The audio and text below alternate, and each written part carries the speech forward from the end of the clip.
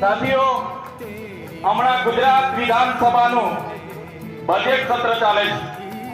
તમે બધા જોતા હશો, ગોપાલભાઈ ઇટાલિયા હોય, હું હોય કે આપણા હેમંતભાઈ ખવા હોય, ગુજરાત સરકારના 30 વર્ષનો અમે હિસાબ માંગીએ છીએ. ગુજરાત સરકારે ચાલુ નાણાકીય બજેટ 4,08,053 કરોડ 4,08,053 કરોડનું જાહેર કર્યું. એની સામે મારે દુઃખ સાથે કહેવું પડે છે કે બજેટ જે રીતના રજૂ કર્યું એના કરતા પણ વધારે દેવું આજે ગુજરાતનું છે. આજે ગુજરાતમાં એક નાનું બાળક જન્મે છે, એ પણ દેવા સાથે